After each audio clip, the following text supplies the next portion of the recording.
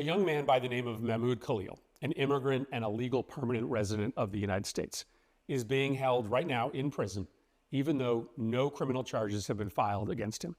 And I want to tell you why that should matter to every single American. Khalil is a recent graduate of Columbia University. He opposed Israel's military operation in Gaza. He has deep animus toward Israel's policies and the U.S. support for those policies. He helped organize the protests over Gaza at his university last year. You can disagree with his views or his politics, but there is no evidence he has broken any law. But last weekend, Trump officials entered his apartment and took him into custody.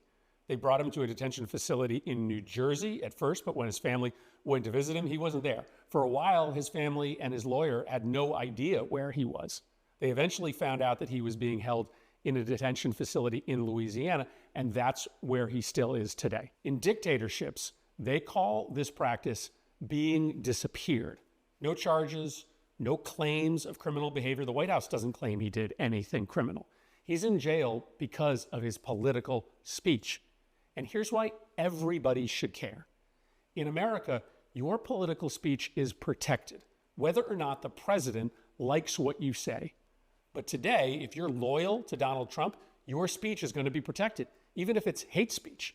You can be Marco Ellis, an employee of Doge, who said he, quote, was racist before it was cool, and, quote, normalize Indian hate.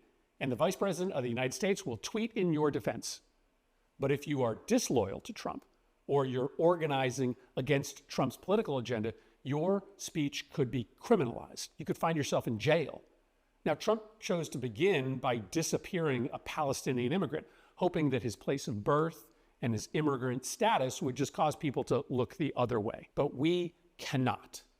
Because once it becomes normal for the regime to disappear people simply for protest against the regime's policies, once a citizen or a resident of America can be locked away with no charges against them simply because they protested, there is no going back for America.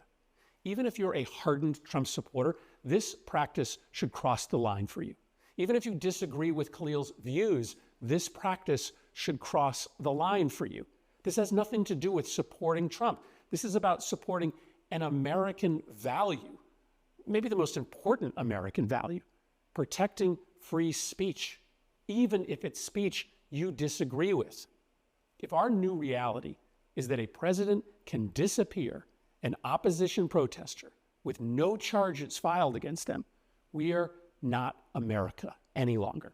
Today it's Mahmoud Khalil. Tomorrow